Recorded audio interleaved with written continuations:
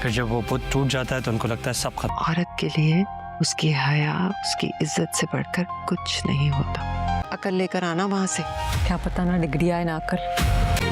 اس عمر میں لڑکے لڑکیاں دونوں ہی بے وقوف ہوتے ہیں. پیار کا بت بناتے ہیں اور پھر اسے پوجنا شروع کر دیتے ہیں. اس کی حفاظت کرنا. اب زریاب اور زامل پڑھائی کے نام پر باہر جا کر عیاشی کریں گے. زامل جو کہ گناہ تو کر رہا ہے لیکن اسے دلی سکون کہیں نہیں ملتا. وہ خود کو تلاش کرنا چاہتا ہے اور مجھے تو ایسا لگتا ہے کہ زامل خود کو جو بدلنا چاہتا ہے لیکن اس کی ان تمام برائیوں کے پیچھے سب سے زیادہ ہاتھ زریاب کا ہے. وہ خود اسے ان تمام چیزوں پر مجبور کر رہی ہے. آنے والے دنوں میں ان دونوں کی زندگیاں بالکل بدل کے رہ جائیں گی. ایک طرف زریاب زامل کے ساتھ نئی زندگی کے خواب دیکھ رہی ہے جبکہ دوسری طرف زامل کا دل اور اس کا ضمیر دونوں اسے جھنجھوڑ رہے ہیں اور زامل کی یہی بے چینی آہستہ آہستہ اس کو زریاب سے دور کرے گی. اور اس طرح جب زریاب ہر وقت زامل کے سر پر سوار رہے گی تو زامل کے رویے میں تبدیلی آنا شروع ہو جائے گی. دونوں کے درمیان جھگڑے بھی ہوں گے. زامل کو لگے گا کہ میں جس راستے پر جا رہا ہوں وہ درست نہیں ہے.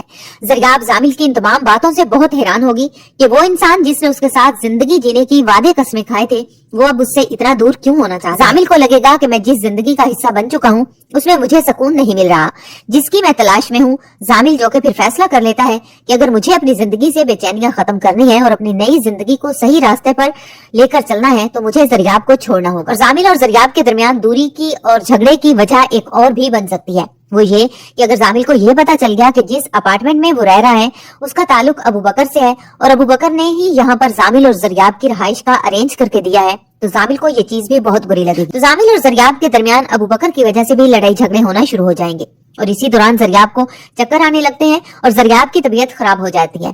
زامل جو کہ زریاب کو لے کر ڈاکٹر کے پاس جائے گا اور ڈاکٹر زریاب کو اور زامل کو گڈ نیوز سنا دے گی کہ یہ ماں بننے والی ہے. زریاب اور زامل یہ دونوں سن کر حیران اور پریشان ہو جائیں گے اور پھر زامل زریاب سے کہے گا کہ ڈاکٹر یہ کیا کہہ رہی تھی، کس کا بچہ ہے یہ. زامل زریاب پر الزام لگا دے گا اور اسے کہے گا کہ یہ ابو بکر کا بچہ ہے جس پر زریاب زامل کے منہ پر تھپڑ مارے گی اور اسے کہے گی کہ یہ تمہارا بچہ ہے. اس رات جس رات فریال کی شادی تھی میں تم سے ملنے آئی تھی اس رات ہم دونوں نے گناہ کیا تھا، شاید تمہیں یاد ہوگا. لیکن زریاب کی یہ بات زامل ماننے کے لیے تیار ہی نہیں اور زامل کہے گا کہ نہیں، تم اپنا گناہ میرے سر پر تھوپ رہی ہو، یہ میرا نہیں تمہارا اور ابو بکر کا بچہ ہے. زریاب زامل سے شادی کا بولے گی لیکن زامل شادی سے انکار کر دے گا اور کہے گا کہ میں تم جیسی لڑکی سے شادی نہیں کر سکتا. اور زامل پھر ایسا فیصلہ کرے گا جس کی امید زریاب کو نہیں ہوگی اور زامل زریاب کو بتائے بغیر وہیں چھوڑ کر پاکستان واپس آ جائے گا.